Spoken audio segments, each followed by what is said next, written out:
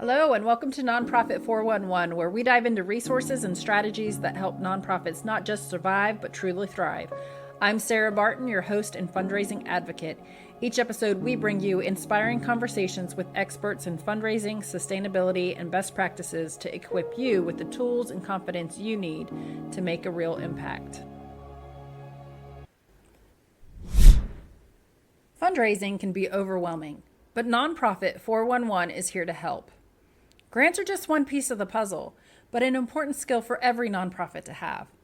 Our grant writing proposal guide shows you how to align your projects with your long-term goals, empowering you to build lasting relationships with donors. With our caring and resourceful approach, you'll gain the confidence to take control of your funding efforts. Ready to make a lasting impact? Download the guide now at nonprofit411.org and take the first step towards sustainable growth. Hello, thank you for joining us this week at Nonprofit411. I'm your host, Sarah Barton, and I'm joined today with Chris McGown. And I didn't ask you your title. It's one of the things I usually do before we start recording. So you'll have to introduce yourself. I apologize for that oversight. Not a problem at all. As you said, my name is Chris McGown. I'm a co-founder and principal at Peak 9860.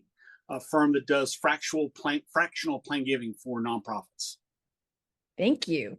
And I'm going to ask you more about that. But before we do that, I want to have a fun warm-up question. So pick a number between 1 and 10. 3. 3. What is your favorite book and why does it resonate with you? Oh, my favorite book, setting aside the Bible, would be The Slight Edge by Jeff Olson. And I love it because it helps me realize that what I do, every action is either, as he puts it, it's either a simple act of discipline or a simple error in judgment. And those compound over time, but generally speaking, no one action is life-changing. It's how that complies over time. And so the slight edge is making sure those decisions, those small decisions, are decisions you want to make in the right direction. So it's a great book to help you. It's nothing earth-shattering in it, but what it does, it puts it all together in a way that really resonated, made sense with me. Oh, I love that. Yeah, I think that having systems in place and, being intentional are so important. Since the pandemic, I actually had to reevaluate my own systems, and I have beside me, I don't know if it doesn't show up in the Zoom, but I have a notebook. I had to go back to analog. And so that was really interesting to me. I very much wanted to go back to analog. I love the idea of it, and I just can't pull it off. I've tried. I have, I don't know, probably 12 journals partially filled of, to-dos and all that kind of stuff. And I love the concept. I just can't pull it off. Yeah, I have to say I'm a hybrid model. So my calendar, it doesn't go in a journal. My calendar is definitely electronic.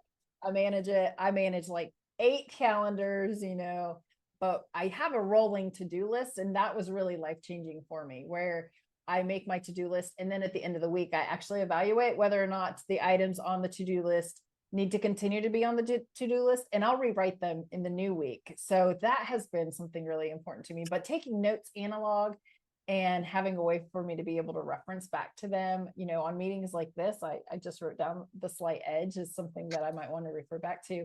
I have just found it nice. But I do find since the pandemic, I've had to relearn how to balance analog and digital in my life. Not just in my work, but we kind of swung towards a lot of digital, and I needed to cut that out. I needed to get back towards having a nice balance between analog and digital. So thanks for that share. Yep. So tell us a little bit about your work and your background so that we can, become familiar with what you love and what you offer to the world. Sure. So I started in fundraising like everybody, I think, started accidentally in fundraising. Yep. My undergrad degree is in education, and I just graduated college, and a friend of mine said, "Hey, I'm starting this after school program. Do you want to come run it?" And I said yes. And so I went to moved there to go run the program. And as we're unloading the truck, literally moving truck still in the driveway, he goes, "Well, the good news is I've got your salary for the first month." And so I learned very quickly that I needed to go out and fundraise, not just run the program. And I learned that I was actually quite good at it. And I enjoyed it a lot more than I enjoyed the program side of it. While I was doing that, it was with a fairly large nonprofit, and they had planned giving directors that came in out of town, came in, and the local team set up the meetings and told the local story. But the hired gun was who knew the technical knowledge and did that. And I did that with the person. I was that local contact with that, that hired gun of plain giving. And we hit it off, and he really liked my work. And he said, "Listen, I'm leaving. I'm moving over here. The very first thing they want me to do is build a team. Do you want to join?" And I said, yes, I do.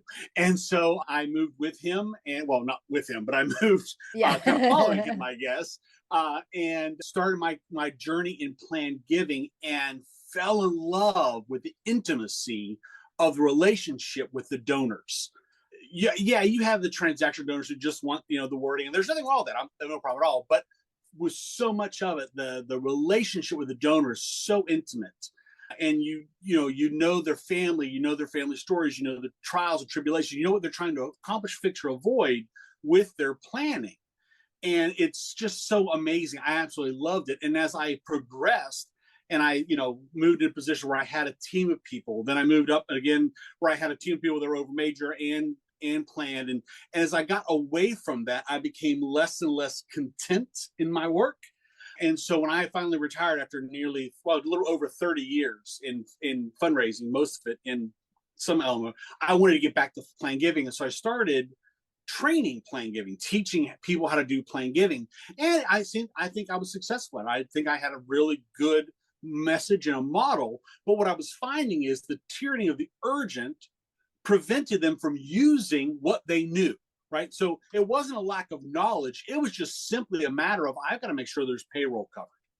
And or I got to make sure I meet this goal. And plain giving was never part of that conversation. And so a few friends of mine and I, because as you might imagine, it's a fairly small community of people who do plain giving, so we all kind of were saying, we feel bad. We're doing our job. I think we're doing a good job at it, but it's wasted. Like, we're wasting the charity's money, we're wasting our time, we're wasting their time. And so we said, well, what if we go do it for them? And so we explored this idea of what would it look like if we actually moved into the nonprofit space to help them do it, to actually be their turnkey plain giving solution. And there are a couple models out there that do it already. One of the things that set us apart, that I was emphatic about, and none of them disagreed with me, was that we would always be representative of the charity rather than represented by the charity. So the difference is, with some groups that are out there, they will take the charity's money, then go talk to their donors and do a phenomenal job talking to the donors, right? But they only share back with the nonprofit what the charity says they can. And so the vast majority of the time, the charity doesn't know what happened. They don't know whether or not they received a gift. And we didn't want that. We wanted the relationship to remain with the nonprofit.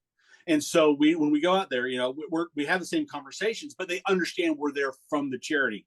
And those notes make it into the charity's CRM, so they know what's going on, so that if I get hit by the bus yesterday, the relationship can continue, right? But so that they know what's going on with their donors, right? Ultimately, our goal as an organization is to not be with any nonprofit longer than 5 years. We believe that we do our job within 5 years, they'll be at a point where they can hire a full-time plain giving person. And that's not us. That's not what we want to do. That's not what, Right. And so we know we've got to put all those foundations in place so that when the next person comes in, it's ready for them. So that's what we're doing now. And so we work with small to mid-sized nonprofits to do their turnkey plain giving program. Yeah, we still do the DIY, and we still do do it with us, but most of our folks, and what we enjoy most, is doing it for them. They hire us, we come alongside them, we attend their staff meetings, we attend board meetings or committee meetings, whatever it is they want us to do, but we're meeting with their donors, we're helping them put together their marketing plan, we're implementing the marketing plan. All the things that plain giving director would do, we just do it for them on a fractional basis until they're ready to hire someone full-time. Oh, I think there's a lot in that to unpack, and just to, one, I mean, starting at the very beginning, So you fell in love with fundraising really quickly. What about it did you love? In the Um, very earliest part, what did you love? oh, what I loved was the immediate visualization of success. So I had done sales type work in college. I did some work with, at the time they called it janitorial supplies. They don't call it that anymore, but right. So, go into business, and I was effective at it, but it wasn't.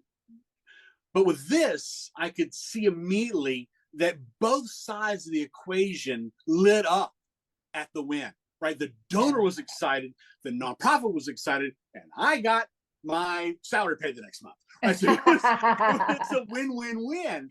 And it was really amazing to see. I don't remember anybody being excited that I sold them toilet cleaner, Yeah. right?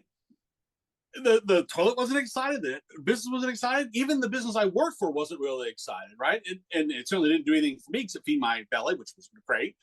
But with fundraising, everybody seemed to be excited about the completion, even the one giving up the money, right? It Yeah. was that joy they felt was so foreign to me that I just fell in love with it. And that's been my driver ever since. I love the missions I work for. I won't work for an organization where I don't align with the mission, Mhm. but truly it's the donors. It's seeing that joy that keeps me coming back and pushing at it. I think you make a great point. So I've been in fundraising since college too. I actually graduated. My first job was with the university to write grants, and I worked in every area of development except for plan giving. Actually, plan giving and major gifts. I didn't work in those two areas, but many people are afraid of fundraising. But I think the point that you just hit on was that when you share the opportunity and it's aligned with the person that you're speaking with and they become a donor, it is a very exciting thing for them, because I like to say fundraising is identifying a need in the world and saying, hey, I know one solution. Would you like to join arms with me? Right. That's all fundraising is. It's That's really fundraising. It is. When I taught staff, I said we're in the relationship business, but we're intentional in our relationship. It's a relationship with a purpose, and the purpose is the mission. But the relationship is always about the donor. It's about what they need, what they want. So when we talk about what they want to accomplish, fix, or avoid, right? With their giving, that's what it is. And when we can match what the mission does with what they want to accomplish, fix, or avoid, we have a victory every time. And we have to be able to say, this isn't right for donor A. This doesn't ring Susie's bell. We need to go talk to Janet, right? And understand that. And there's nothing wrong with that. There's nothing wrong with Susie not caring about sending kids to camp.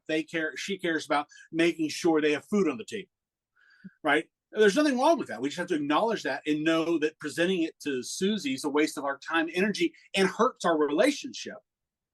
Where presenting it to Janet is exactly what she wants, because she remembers going to camp and all the great joys, memories she had of that time, and being able to give that to other kids is exactly what she wants. It's knowing the Yeah. donor and matching it with that particular cause, and not being upset when they don't want to give to generic things or things that don't resonate with them. Yeah. Yeah. I think this is great. I think this is a great conversation.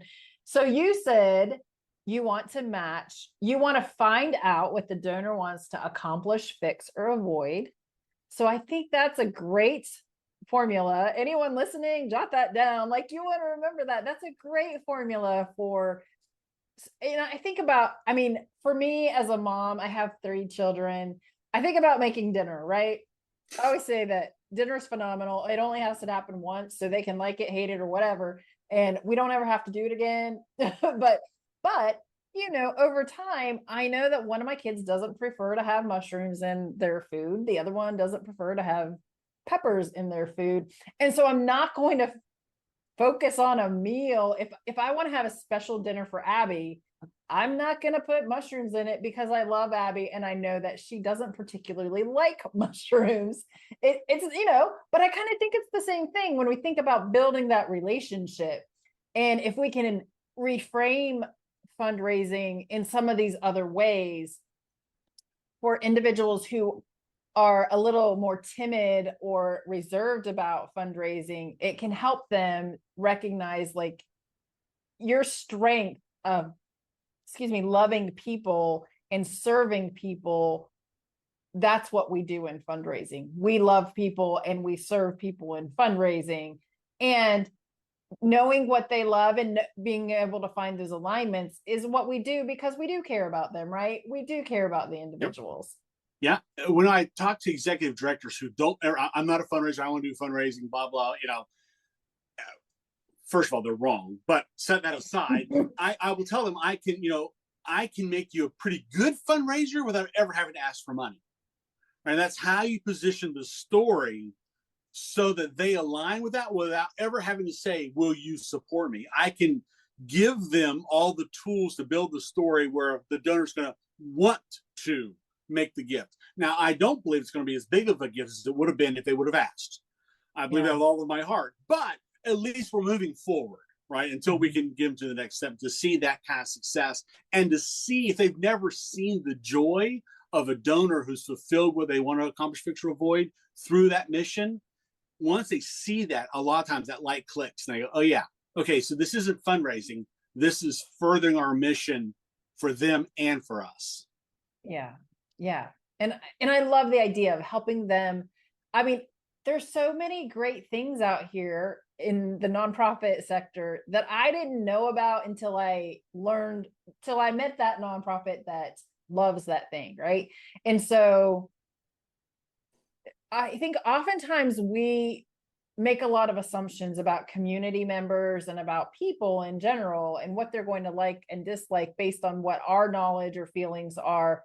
But the truth is, they may have never heard about the problem, let alone thought about whether or not there needs to be a solution for that problem, right? And so our opportunity is that we get to share with them both. And I really, I do grant writing and I do grant writing training, and I always say it has to be part of a bigger strategy. And the reason is the whole strategy is communicating out our mission, helping our community know we need this, because I believe sustainability, true sustainability, the Georgia Health, I think it's called the Georgia Health Framework. They have a great definition of sustainability, and it's where the community values so much what you do that they want to support it and make sure that it continues in their community. And I love that. I'm like, that's great, because, people don't know. They don't know what the problems are and they don't know what the solutions are.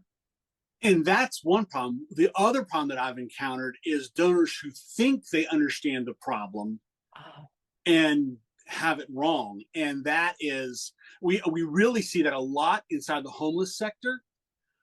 People have an idea of what causes or why people are homeless. And all you've got to do is watch pop culture to see the get a job, you bum kind of references. And those are out there not because they're so far out, but because they're so cliche. People have that, that concept of, or that they're all mentally ill, or they're all, there are plenty of jobs, go get a job. Well, it's nowhere near as easy as they. So helping re-educate and redefine the language can be a real challenge as well. But that's a much broader conversation. But you're absolutely right. Being able to articulate that message and then help them see a solution that they didn't know was even possible is really, really telling. And so I'm going to pivot, and I know you will, and I'm sorry. But one of the things we love to be able to do is to help donors see that possibility through their planned gifts. So the idea of helping them say, okay, so you give $1,000 a year to this nonprofit, and that's an amazing gift. Sooner or later, you're not going to be able to make that $1,000 gift. Let's talk about how you can endow that so that every year that nonprofit gets at least $1,000 out of it. And so helping them see a potential that they never even would have imagined, that is a very reasonable number, because it was about $24,000 for most nonprofits to endow $1,000 gift. If they can afford $1,000 outright, they can guaranteeingly afford a $25,000 gift through their estate. So helping them see possibilities that they never even imagined is one of the greatest tools we love to use with planned giving to open their eyes about what it means to leave that legacy for that nonprofit.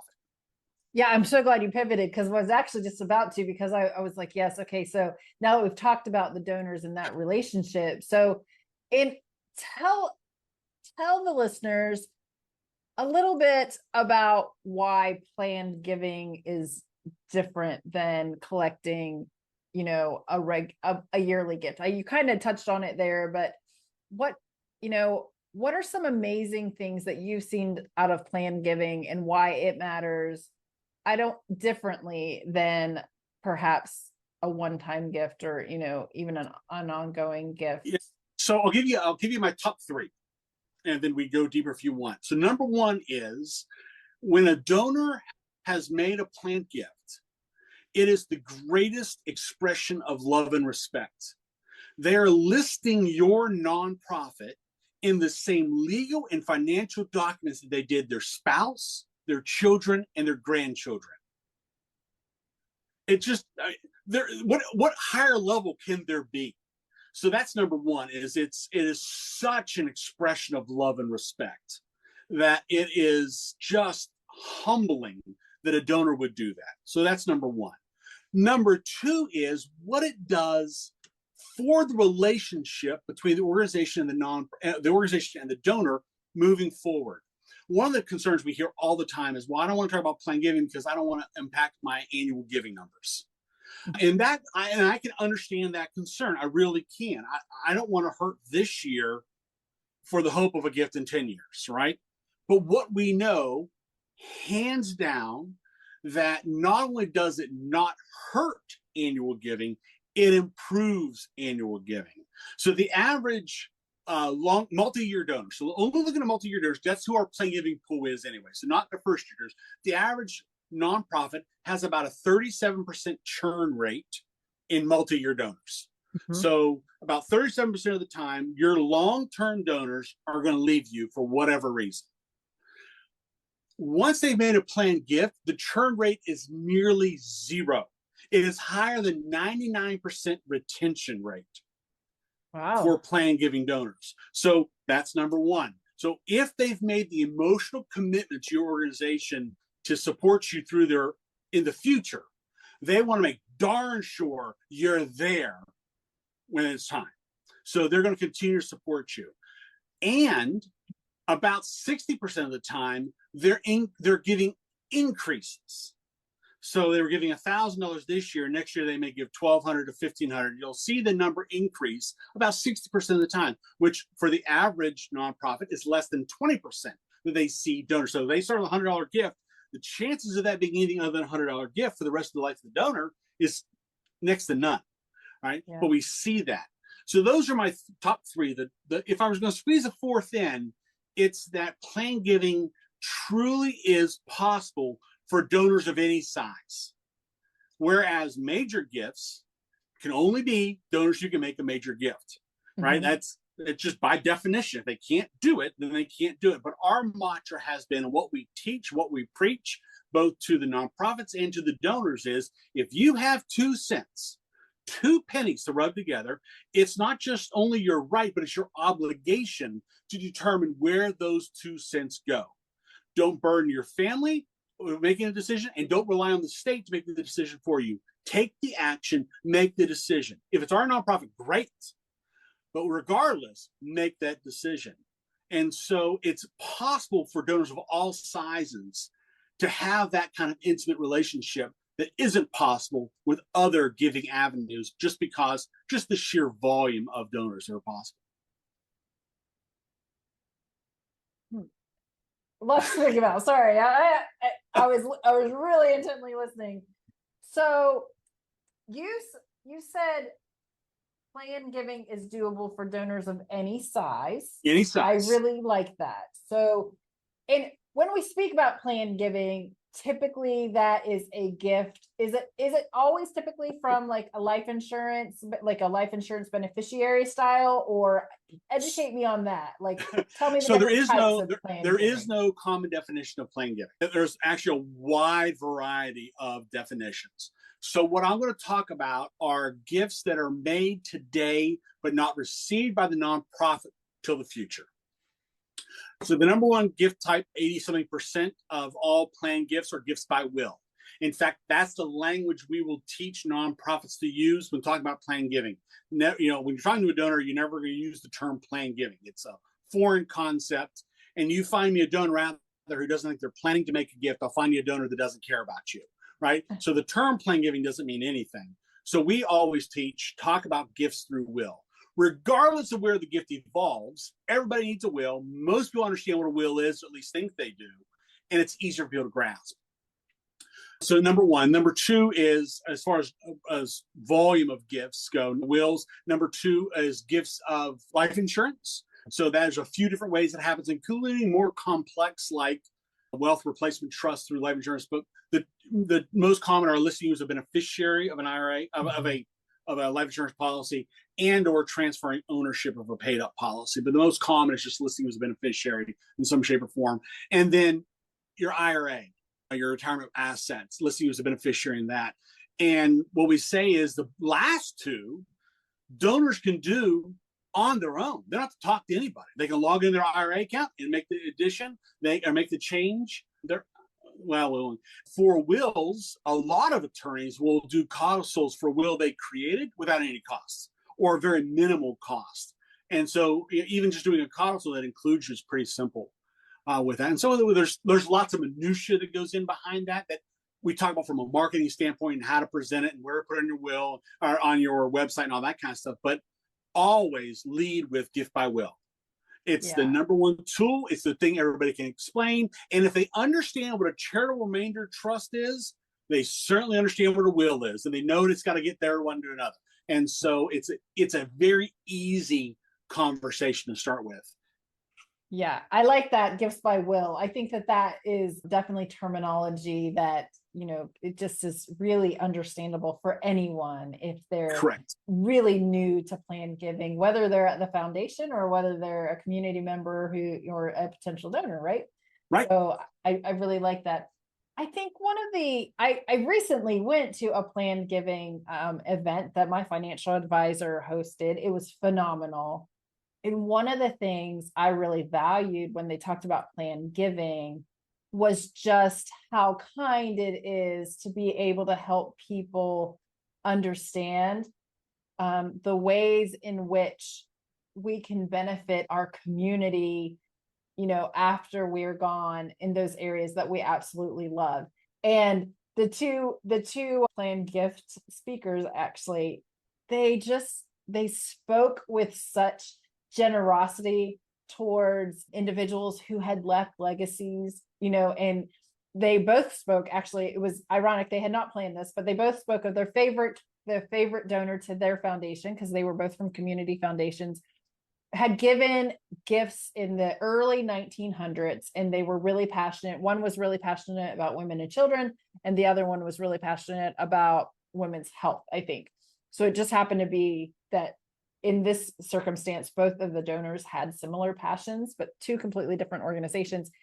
And that more than 100 years later, those gifts still make positive impacts on women's lives and children's lives. And I think that really framed it for me on when we speak of legacy, how having a planned gift can leave a legacy, and that if you are super passionate about something today and you can continue to be passionate, you can continue to invest in that passion when you're gone. And I just absolutely loved the generosity that they spoke with about it. And I think that for our listeners who may be new to planned giving or who don't have planned giving as part of their fundraising strategy, it is really exciting to be able to think about it like that, right? That this is a legacy. So do you only work primarily with the elderly? That's the thought that comes to mind. Is this something where we target the elderly? So no, I don't. That is the primary group, right? Depending on how you define elderly, because you're talking about my generation. But But yeah, that is. But the average person who will include a charity in their estate plans makes that first decision at about age 45. So yes, here's the morbid stat, and it's a fun one to think about from a giddy sort of way. The average person passes away within 6 months of their most recent will update. Oh no. So now there could be 35 iterations between the first one and the last one. But what that tells you is the donors knew they needed to make sure what they wanted to do was up to date, right? So normally it's some life event happened. That's the number one reason why donors reach out to nonprofits about plan giving is a life event. Someone passed away, either a loved one or a friend. They retired, they sold a business, they're starting to get to the required minimum distribution. There's some life event that's triggering reaching out to the donor and saying, I now am curious about that, which is why when we talk about marketing, we talk about very broad, very persistent communication. But to answer your question, no, it isn't just the elderly, but that is our primary one. We also work with professional advisors to kind of help them, because I know when I went through law school, it was a very small amount of information about charitable giving. So helping them understand that what the donors want you to do isn't illegal, immoral, or ineffective, it can really help us move that ball forward. So that was. And so, yeah, no, so not just elderly. And I don't just talk about death all day, which is what my wife is convinced I do. She thinks I just talk about people dying all day long. And I don't. In fact, we almost never talk about it. What we talk about is how their legacy is going to be remembered in the community through the mission. Whether their name is or not is irrelevant to most of our donors. The vast majority don't care if their name is. What they care about is what they cared about will continue to persist. Yeah. And I'm so grateful for all of those who have gone before us, who have left legacy gifts, because there's so many phenomenal things in our communities as a result of that. And I grew up in the Pittsburgh area, and so Andrew Carnegie obviously was a huge philanthropist in the area, and there are still gifts that his funds give in the community, and they've been able to fund research of all sorts and libraries and all kinds of amazing things. And I want that for future generations. I want that for my children. I want that for my grandchildren, whom I have not yet met, because my kids are not having children yet, so, but I want them to experience it. I want them to experience these wonderful things. And for those who struggle with challenges, there's challenges I've experienced in my life, and I think, it would have been so nice if there could have been an opportunity for help. And so that's where our nonprofits bridge, right? Our nonprofits bridge those things that our community members need, and that would make their life easier and reduce suffering. That has been on top of mind. Reduce suffering. And we have donors who care about the very same thing. That's why they're contributing to us in the first place, right? They're contributing to our mission, not this other mission over here. There's nothing wrong with that other mission, just isn't where their heart is. So denying the donor the opportunity of ensuring the mission moving forward is just wrong. And that's what happens when we don't talk to our donors about plan giving. Because here's what I'll tell you. The average donor supports 12 other organizations during their life. One of those 12, if not more, are talking to your donors about plan giving. And we don't want the donors to think, and they do sadly think, well, this charity, my charity, didn't talk to me about it, so they must not do that, or they're not set up to accept, or whatever, and then go and make their plans and don't include your organization, which they may have loved even more, because they assume that since you didn't say anything, you're not interested, or you're not able to accept that kind of gift, because they just the level of sophistication isn't there, and they're not taking it upon themselves to reach out and say, hey, I'm doing my will, what's the right wording? Some do, but a far larger number just assumes that if you didn't bring it up, they're not either able to or interested in that kind of gift. And that's just because our donors, they're getting the messaging. I promise you, when you're talking about it, it will not be the first time they were mentioned, especially if they graduated college. right? Almost every college out there has a very robust plan giving program. My mother, who did not, yes, she did graduate high school, but certainly didn't graduate college, right? She has been reached out to by 3 of my schools that I attended, and the 2 my brother attended. Yeah. As, hey, your child attended here, don't you want to make a gift? So they're reaching out to the parents, darn well they're hitting the alumni. So don't be the one left with a donor wondering. Don't deny your donors the opportunity to impact the mission they truly care about because you were afraid to say something wrong, or you're afraid that they might ask you a question you don't know the answer to. Treat plan giving like anything else. Yeah, I think that's probably where a lot of people find themselves. They just don't know. They don't know enough to be able to introduce it. So if a person wants to learn more about plan giving, what are your recommendations?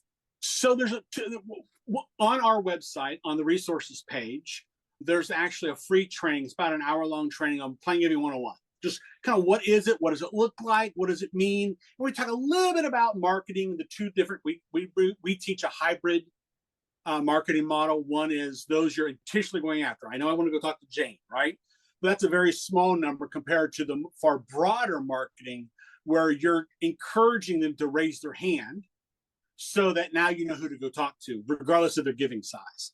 So that would be a great resource. There's plenty of information out there, just simply Googling. But so it's not what we do, but I'm more than happy. So what I'll tell you, and I'll tell your listeners, I can teach any professional fundraiser to do planned giving in an hour and a half.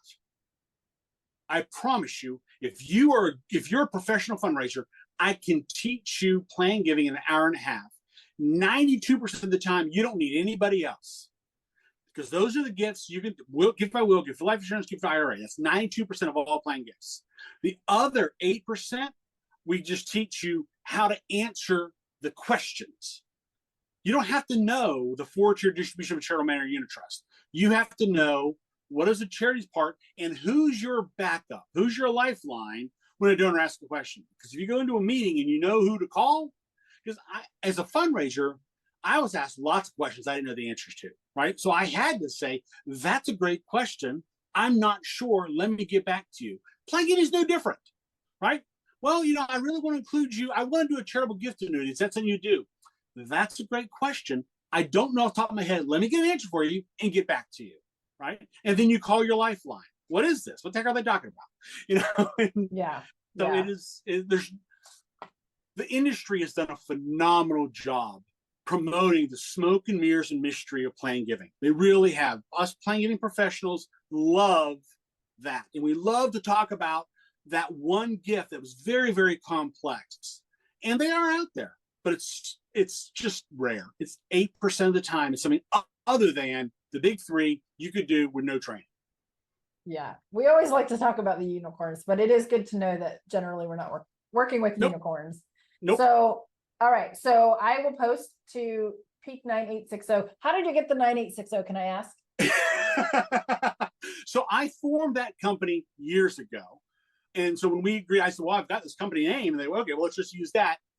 So 9860 is the altitude of McGown Peak in the Sawtooth Mountains of Idaho.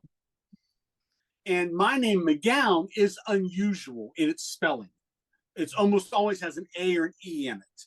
And so when I saw McGown Peak without an A and an E, I fell in love with it. And so its altitude is 9,860 feet. And so it's Peak 9860, and we're at the pinnacle of it. So that's kind of where that came about. Yeah. Well, that's good to know. Maybe the listeners will remember that, but I'll put a link for sure to your resources. Thank you. Yeah, I promise you, we've had more than one conversation about whether or not we want to change the name. And I said, well, let's just give it some time. I just changed my name. So I can tell you I was Profuse Solutions, which I absolutely love, because I do believe that there are profuse solutions to any problem when it comes to fundraising. But again, it was so long and people always wondered about it. So I did change my name. It's a lot of work. So if you don't have to do it, don't do it. Well, when we go down that path again, I'll bring you into the conversation. You can tell them the pros and cons. Yeah. So, okay. So that's where they can get more information or training. Hmm. Now, you're a fractional plan giver, which means that they can hire you, like you said, kind of part-time, for Yep. their organization. And I'm assuming if they want something like that, they can reach out to you and learn more. Yep. Be happy to. On the website as well, you'll see what our pricing model is. What we say on the site, but I'll tell you as well, the pricing isn't fixed. It's a starting point. No nonprofit's the same. None of our nonprofits have the same agreement or the same expectations. Everybody we work with has a particular need. And so we just match it. We just give you an idea on the website, kind of what to expect from a pricing standpoint, being, whether or not you want us to help you or you want us to do it. What is it going to look like? What it actually will be will vary based on what it is you're actually wanting us to do, the size and all that kind of stuff. Speaking of size, the other thing you'll find in the resources are calculators. If you want to get an idea about what are the potential for plan giving based on my database, there are calculators in there. One's pretty simple, and I just know how many active donors I have. And another one gets into more detail about the long-time donors, volunteers, that kind of stuff, to really give you a real hone in on what the real potential is for plan giving inside of your list. So it took a really long time and lots of nonprofits of a whole bunch of different sectors to really put together what do those numbers look like and what do they mean. Now, it's not perfect, but no one is, but it gives you a really good idea. And we've been very pleasantly surprised when we sat down and played with it. It's matching what we're seeing in results with our clients. So That's awesome. So then any nonprofit can go see, if they're ready, yep. if they're ready to add plan giving and they're exploring that, they can kind of see what the potential impact could be. So that's really exciting. Thank you for sharing that resource. And so before we log off, is there any one piece of advice that you really want to share with the listeners and you want them to remember after they listen to this, the one piece they walk away thinking about and remembering? Yes, you can do it. Plan giving is not complicated 92% of the time. Just start talking to your donors broadly about leaving a legacy through a gift through your will. Don't do anything special. Don't go buy marketing material. Don't go buy the brochures. Just stick a little blurb in your newsletter. Stick it in a Facebook post. Don't do anything special. Just add it to what you're already doing, and you will be amazed how many donors raise their hand and say, I want to learn more. Oh, that's great piece of advice. It's so simple. And, we don't know what our donors want until we ask them. So if you follow me on Facebook, on LinkedIn, you'll see frequently the hashtag, don't say no for your donors. And that's what happens when we don't ask, right? If we don't ask, we're essentially saying no for our donors.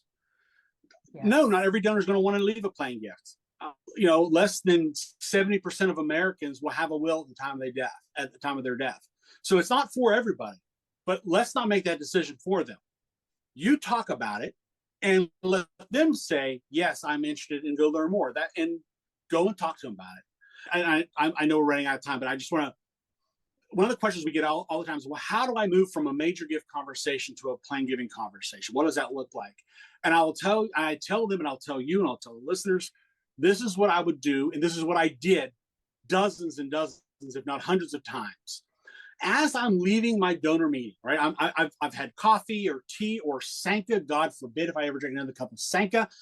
And as I'm standing, because they always walk you to the door, right? They walk you right to their door, and you're shaking hands or you're hugging. You smell like old lady perfume. And as you're leaving, you say, listen, in the future, I would love to come back and talk to you about how you can make a gift through your will, if that's okay. Don't wait for a yes and no. Shake their hand and leave. If you wait for a yes and no, or you pause, which is what we teach, the golden silence is vital for fundraising, but not here. Here is we're just planting the seed. And I'm not going to bring it up the next time unless I have a rough relationship, or I'm going to wait 2 or 3 visits before I bring it back up again. All I want to do is plant the seed so that when I do bring it up, they're like, I've been waiting for you to say something. That's my ideal. That's great. Thank you so much for sharing that. And you said something just real briefly. You said 70% of Americans don't have a will. And that's such a valuable gift to give a person, just to have them think about doing a will. Yeah. If you are Yeah. service oriented, I think that just saying, hey, have you ever considered, putting something in your will and helping them think about doing a will is such a gift, because that's a Yeah. gift to their So whoever they leave behind. National Estate Planning Week is coming up here 2 weeks. And so with some of our clients, we're talking about how do we talk to them without ever asking for a gift about the importance of making those plans. What does it mean to your family if you don't make those plans, right? What you're giving them an unfair burden. You're increasing costs for a lot of them. It's just morally wrong not to take that action. And so helping them see that importance. And then, oh, by the way, if you're having to do it, you want to include us, great. But just Yeah. stressing the importance of doing it is a great message, a great value add for your donors. Yes. Thank you for the work that you do. It's so clear that you're very passionate about it. And I love that because, like I said, when we started, so many times we're afraid of asking, but this is really, it's clear that it has added so much to your life as well as to the donors' lives. And it just thrills you. So I thank you for joining us today. And to our listeners, I want to thank you also for joining us. We look forward to visiting with you again next week with our next podcast. So see you then. Thank you so much for tuning in to this episode of Nonprofit 411. I hope you found today's conversation as insightful and inspiring as I did. Remember, building a healthy nonprofit requires a holistic approach.